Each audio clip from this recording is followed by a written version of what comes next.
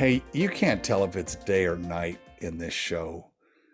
Guess what? We're doing a nighttime recording. It's morning someplace. It's probably morning in New Zealand.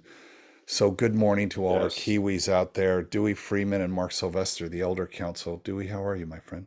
I am very well. I've just come off the initiation with uh, leading with Traver and Michael, sort of back home, putting my life back together, taking care of stuff, and I'm doing exceptionally well. There And was one our shot. weekend did really well. There was one It went shot of really all well. of you on the deck Mm. watching the sunrise that was particularly powerful. It almost had that been staged, it would have been a beautiful memento photograph to have everybody have, because I think it was done as a video, but that was something so powerful that all arms were, I don't, in my mind, I don't remember exactly, but it felt like everybody's arms were locked or something, but they Yeah, were we were all clearly connected. watching, and the sun had just coming up. It was actually a sunset. Oh, well, see, I thought you were looking east. See, there you go. What is time? Time doesn't matter. Time doesn't matter. What did you say? Time is Time is what keeps everything from happening all at yeah, once. all at once, which is perfect. I'm a time hacker. I believe in a 40-hour day. So I might as well just work one day and I'm done. I mean, time is like, if you don't wear a watch, do you know what time it is? And does it matter? Ultimately, no. And there are some things that are much easier to do in daylight than dark, and some other things that are much more fun to do at dark than in daylight. So on that level, it matters. I'm addicted to time, so I will say that right now. I don't, and I hate setting clocks. So all of my clocks are atomic clocks, Mm-hmm. and they run off the radio frequency coming out of Boulder, Colorado, and which is just near you. So I believe that timeliness is the courtesy of kings. Very nice. I like that. Yeah, I'm. But I've just heard two sayings about time that I've never heard before in my life. That is lovely. That's our show, ladies and gentlemen. So Yeah. thank you very much. Thank you for listening to Mark, because Mark has really good things to say. So I've been thinking all week long about the stories we tell ourselves. I'm a storyteller. You're a storyteller. We surround ourselves with storytellers. It's important to both of us. We use story in our work. We use story to bring ideas out. In my role as a TEDx organizer, I help people get their story out. This Absolutely. show is a collection of stories. However, I want to focus on a very specific kind of story and talk about it, and that's the story we tell ourselves. And when I say that, what goes through your mind?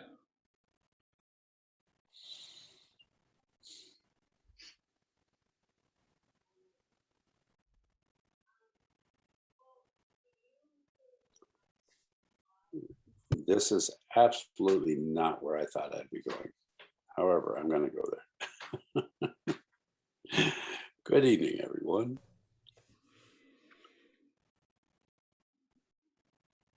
At some point, about 70 to 75,000 years ago, our forebrains began to develop.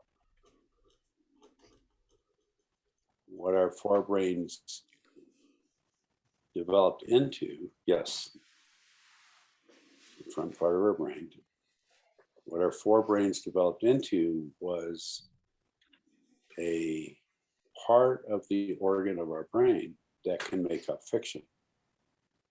Oh, okay. Keep going. We are the only animal/mammal that can make up fiction. Hmm. Is that And the prefrontal cortex? yes. Mhm. And are we the only one who has a developed prefrontal cortex, or the only one who has that at all? And is that a mammalian thing? Different mammals have some level of a prefrontal cortex. For instance, a horse's brain is about 2.7 pounds. Our brain is 3 pounds. The Okay. difference is our prefrontal cortex. Their prefrontal cortex is about as big as a small walnut. Our prefrontal cortex is as big as our fist. Um, is it the size of it that gives us the ability to fictionalize, or the It, fact it, that it exists at all? it's the size of it and the complexity of it. Other parts of our prefrontal cortex help with coordination and assist in coordination and assist with what's called proprioception, which is where we are in space. And the biggest part of it is that we can actually have abstract thought. Mm, And what abstract mm. thought is being able to have process and imagination around um, things that we cannot see, touch, feel, smell. And it really, what it really does is allow us to give meanings to symbols. So language, Hmm. for instance, is Hmm. a audible symbol.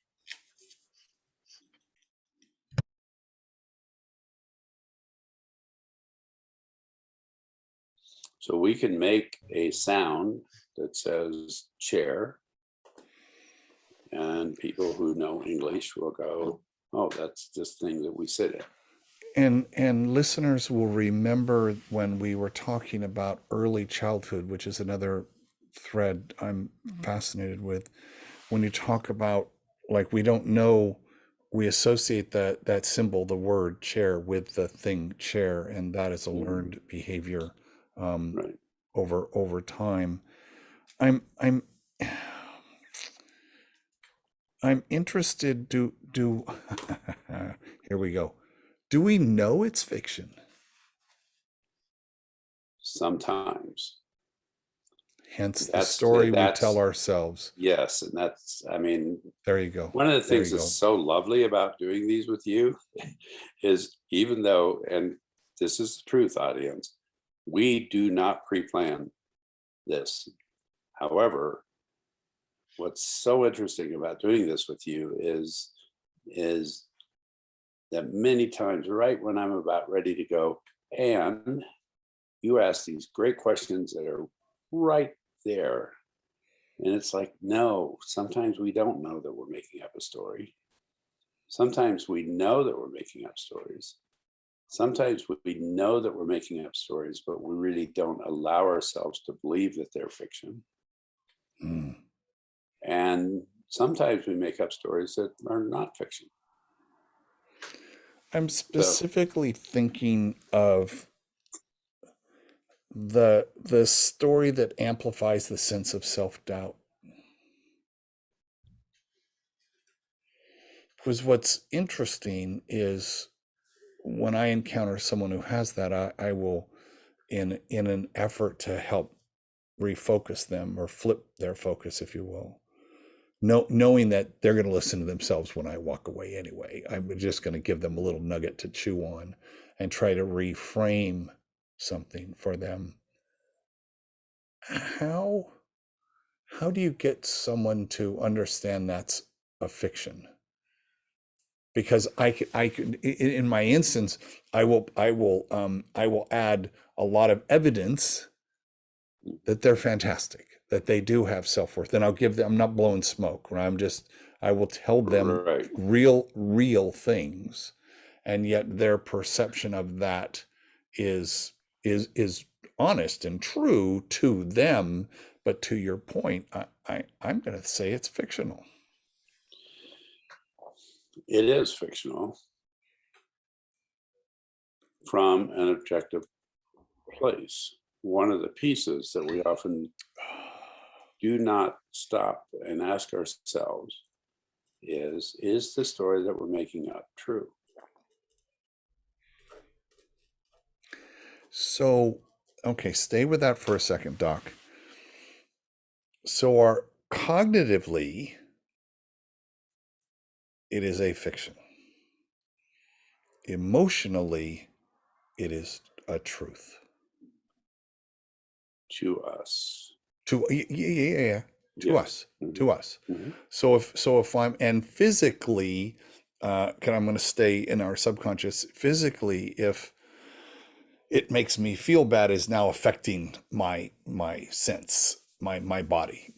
Whatever it is, it's Yes. depressing me. It's doing whatever it is physically to me. So if emotionally I believe it to be true, is the way in either to help myself because I can't look at myself in the mirror, or if someone is helping me or I am helping someone, is the path into that an emotional one, a cognitive one, or a physical one? Yes. Somatic And physical, and I would say somatic. instead of physical. Yes, I Yeah, understand. I would use that.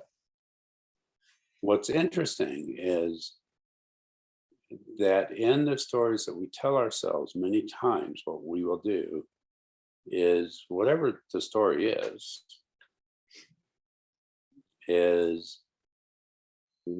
whether or not it's really true from a more objective perspective,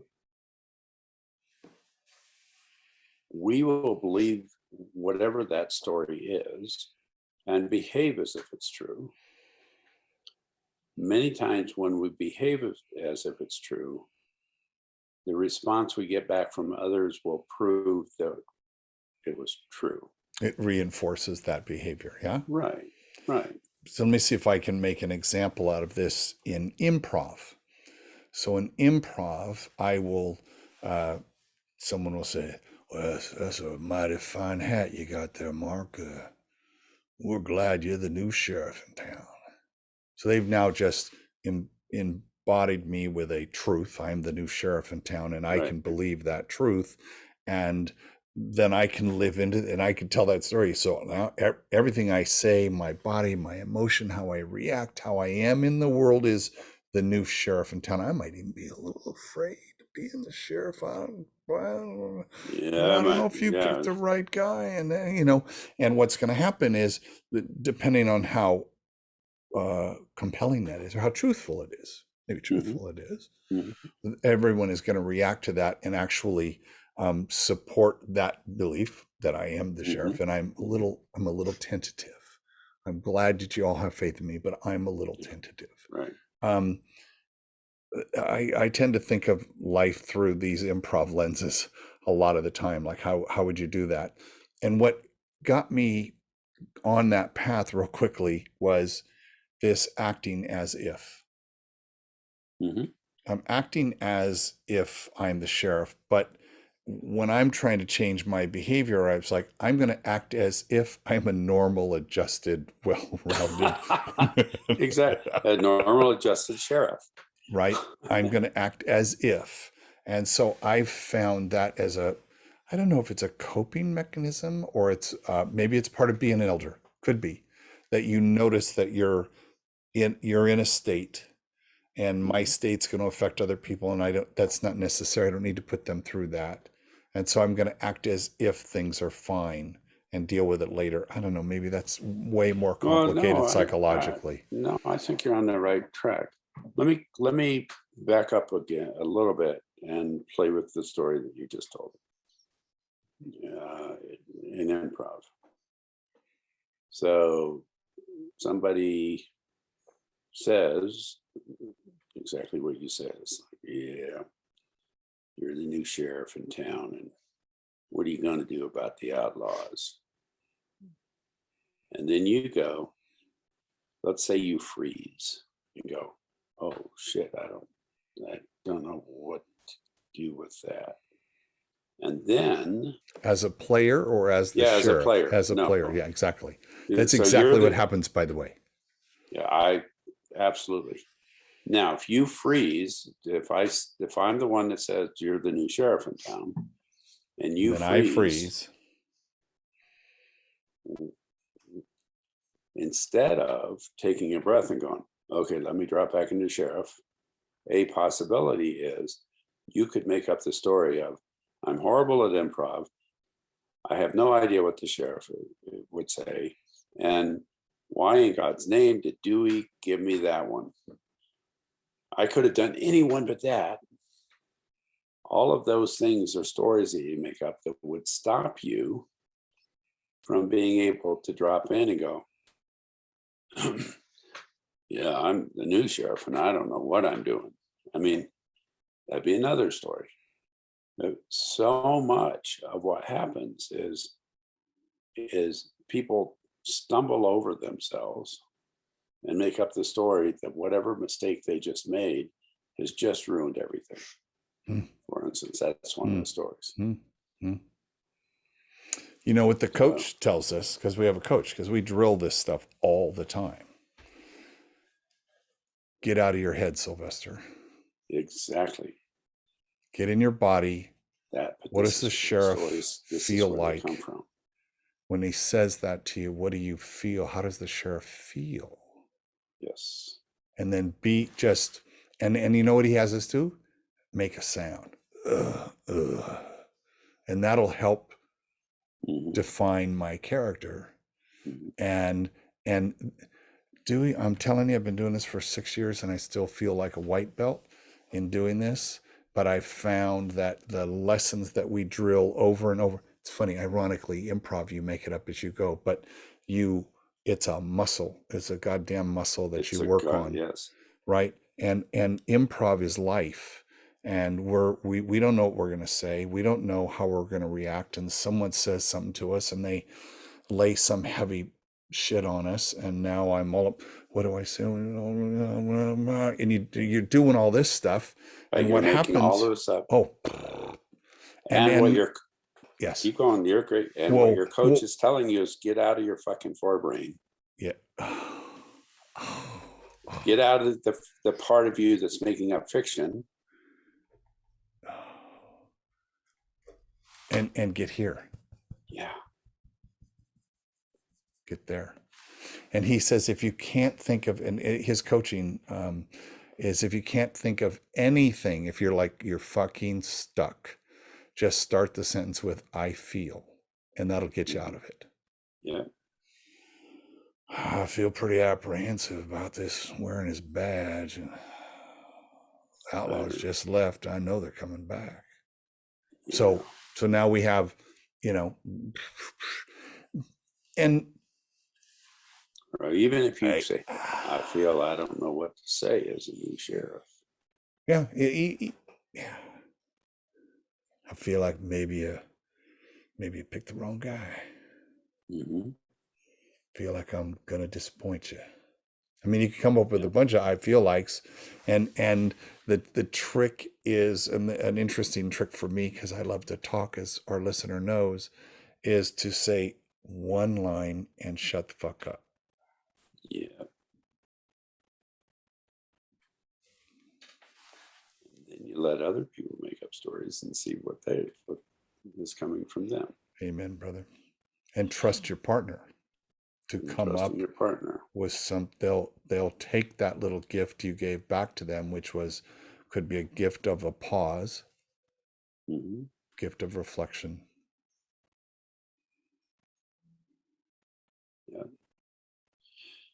So one of the pieces here with all of this, and I love your examples that you bring up in improv, because part of what that can do is teach people how to live their life from a place of improv. The story that my wife loves to tell about the power of improv is, we went to a rehearsal a couple years back, and 8 or 10 of us in this troupe, and we get in a circle, and we do some warm-up games, just kind of get juices going. And the teacher comes in, and he throws a old boombox into the middle of the circle, and it's playing. He goes, "Okay, dance party." And everybody knows that dance party is, everybody except me, you just start dancing, right? And then someone comes in the center and they dance, and everybody dances like that person. And then someone comes in, and it's dance party. It just gets your body going. And I was like, I don't dance. I'm not, I used to, but I don't dance. And the guy who was standing next to me, he just pulled me out of the circle just a little bit. And he goes, "I know you don't dance, but your character does."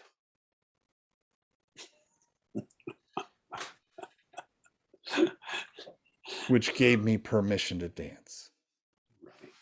I know you don't dance, but your character does.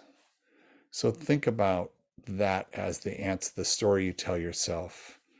I know you're not a very tolerant man, But your character's character is.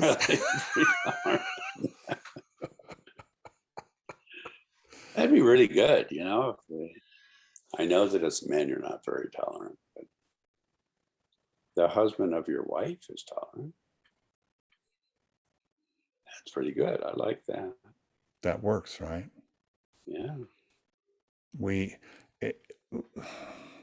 I guess it just comes from being old and being interested in a lot of different things, that these lessons come up in life. And I wish I had heard that lesson when I was 25 instead of 65. Exactly. I'm glad I have it now, and I'm glad we have this platform by which to share that. Can I share one more piece here? Please. Just along this line? There's other ways to begin changing some of those stories too.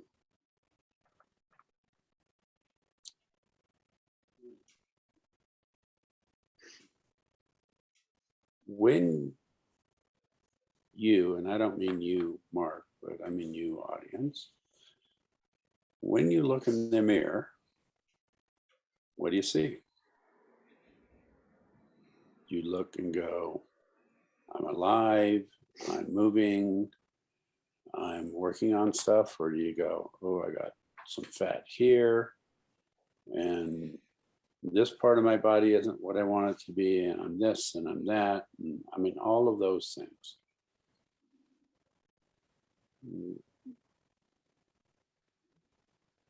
One of the pieces, when we look at ourselves, or when we say something to somebody and we go, oh, God, I just said that. I know Mark's just gonna hate me for saying that. He's never gonna want to talk to me again. Is when we say those kinds of things, and I think it's imperative on us to ask ourselves the question of, is it true? And there's a woman named Katie Byron who does a lot of stuff with this, but so I will give her credit for these statements. As part of what she does is ask people, is it true?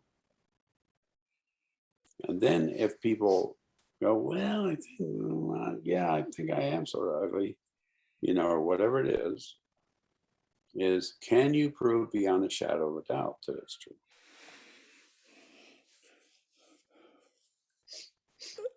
So I'm going to poke at that for a minute, because I think that everybody's truth is different. And I think what we've seen in the last several years, that truth is debated, right? There was a true thing. We have it on camera. Yeah, no, didn't happen. So I think truth is in peril right now. And I would suggest that is the truth, objective, scientific, provable truth, is that the truth? Or is how you feel about the thing the truth?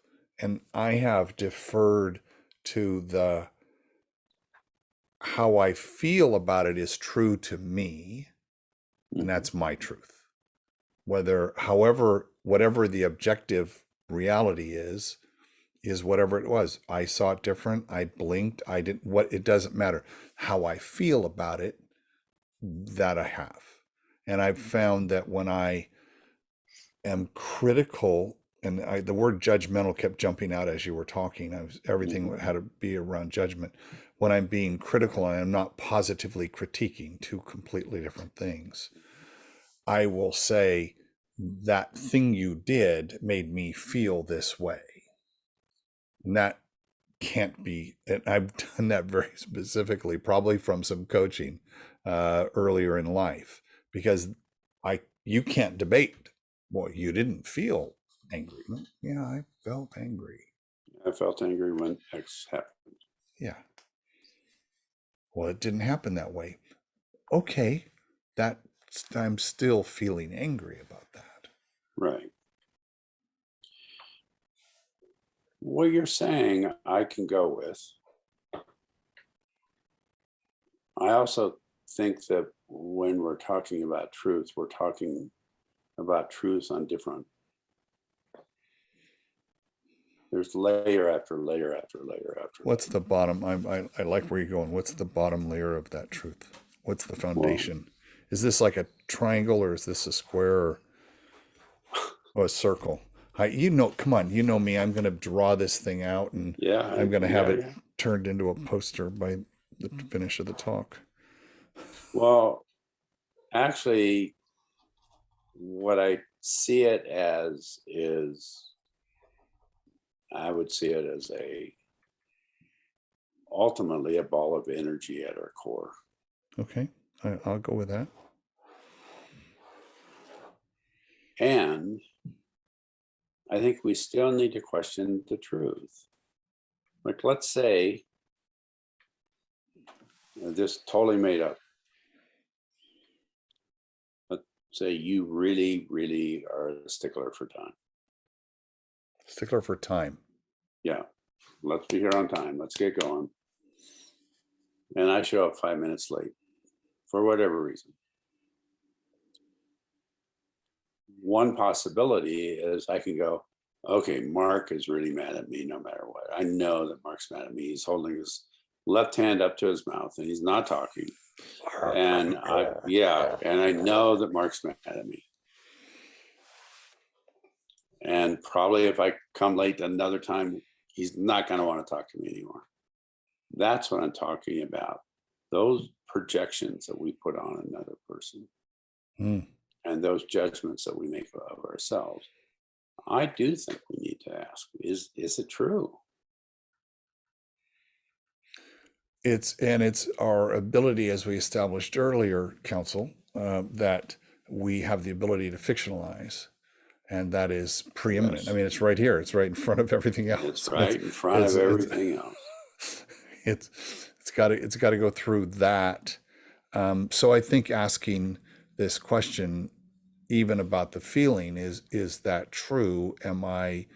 Is my anger rooted in some truth? Was there a righteous misjudgment or treatment of something, and I have a righteous anger, or did I misinterpret? Did I, ask, so maybe that turns into a little bit of question and saying, hey, I noticed you were late. Are you okay? That might be the way to, it's okay. Let me see if I can bring it home to like our second episode. That is an opportunity to train, which is an opportunity to create an opening, which is an opportunity to create intimacy through building one little brick. Because now I can say, I don't assume. Time and come out okay. Yeah. You okay? No, I'm sorry. I got caught up and I lost track of the time, or whatever it is you said. Yeah, whatever it was, or I might assume that you're upset, and you might have just gotten there 4 minutes late, and I was 5 minutes late, and you were happy I was late. I mean,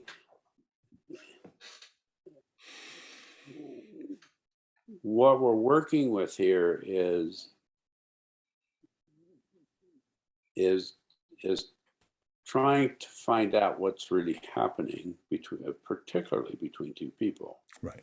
Yep. Yep. and not making up a bunch of stories. Yep. I'm influenced by something has been a recurrent theme for us, which is the culture of the relationship and the culture in which the relationship exists. And if it is a safe culture and one of trust, then your assumption, because we're assuming you're going to be mad, or assuming whatever I'm assuming you didn't pay enough attention to be on time, or whatever, that belies a culture that is not safe. Correct. So therein lies the thing you might want to be paying attention to, rather than the fact that one or the other was late. Right. And then making sure that you understand the culture. And this goes into a whole other thing. If there's a culture that's not safe,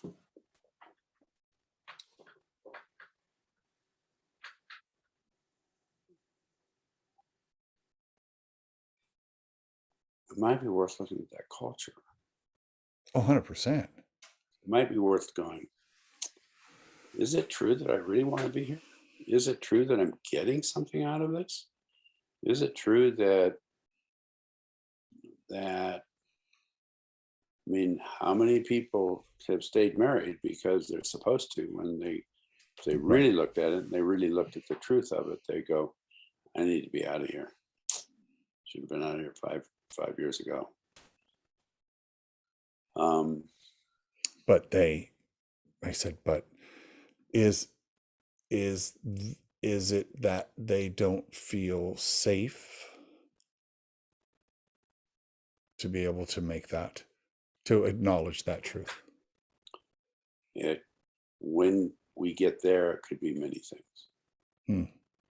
I mean, it could be financial, it could be messages from childhood that you never give up, it could be, you name it.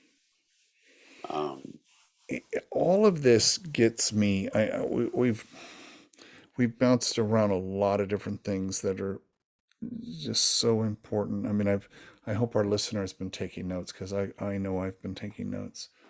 This notion of what is true, it kind of gets me back to this idea of being present, which we've talked a lot about. You have deep roots in meditation. I have roots. I don't know that they're deep like yours, but I've got the roots there, and it is a constant practice to be present and to be truthful in that presence, and to kind of, when something comes in, it's like I'm noting that's a feeling I'm having, that's a thought I'm having, that's a whatever that thing is, and I'm trying to be very present and truthful. That's part of it. That is one fucking hard way to live, to be honest, because it takes work to be that present. However, I would suggest that in our closest relationships, that is worth the effort.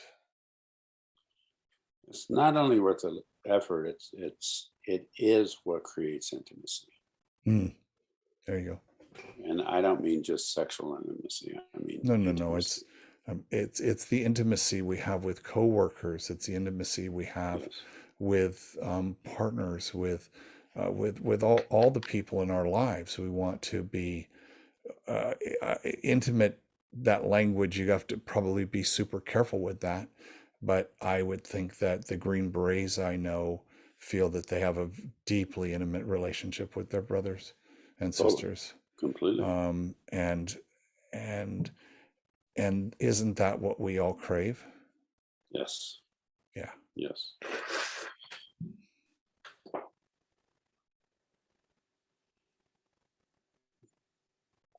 with all of this, I also want to bring in another aspect of the stories that we make up and our ability to create fiction.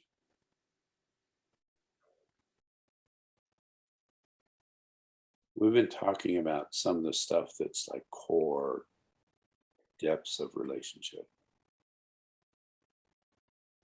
I also want to bring in the aspect of our ability to create fiction is what allows us to make art, Mm. is what allows us to tell unbelievably enticing, beautiful stories, is what allows us to create play with each other, is what allows us to laugh,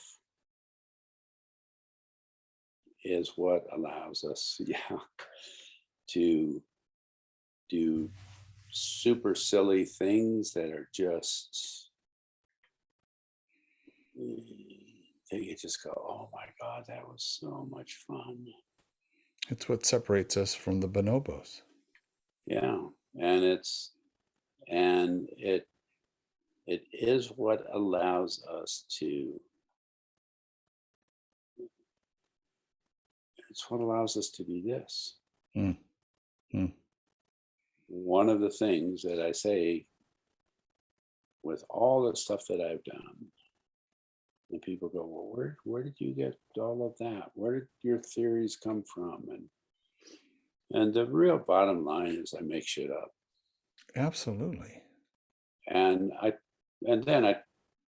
do that from some ground. But, Scientifically, that's called a hypothesis, doctor. oh, that. And then you test your Well, hypothesis and it turns into truth or not. So I make up shit all the time. Life is a lab. Life is a yes. place to test out those things. Is this a crazy idea, or could we imagine? I mean, I've been inventing shit my whole life, and Yes. if you can invent that thing and make that thing something that you in my world, it's something I want to sell, and Hmm. I can create take an idea from here and put it to here and then offer it to you, and there's some exchange of value, whether that's energetic value or it's material value, and then there's more Deweys lined up to get that thing and it becomes a business. That is that's what I'm Zen Cone is calling into being. Yes. And exactly. And so I just didn't want to go down the path of going, okay, let's really watch the projections we make, and which that's very, very important. But this forebrain of ours, the ability to create story, the ability to imagine ourselves in the middle of a story, the ability Mm. to, I mean, you know, to, I mean, to create Lord of the Rings. To create Lord of the Rings, he invented a language. Yes. He was a linguist, Yeah. and he needed to be able to make sure he had all the words. He wrote these stories, and it had nothing to do with the stories. It had everything to do with the language, Yeah. which was kind of back to where we started, which was how important language is. Language is at the root of our culture. It's what connects us. By paying attention to our words, words do matter. Taking a second Yes. to edit, I'm I find it very difficult, yet I find it very rewarding when I say a better formed sentence than the one that would have just Mhm. spewed out of my mouth. That's just part of that's the fourth tenet for me, right? Self control. Yeah. Um, Totally. being able to do that. I want to land this plane a little bit on the note that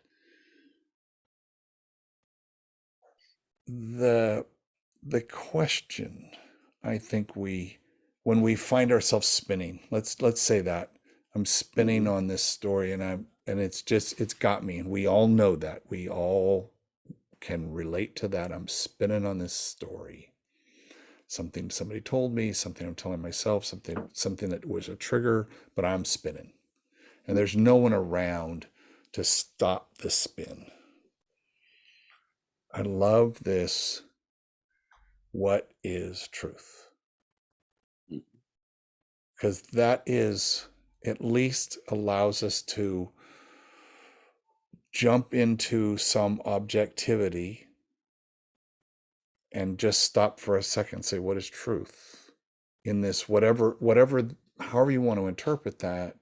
I think that's a tool we could leave the listener with that could help them.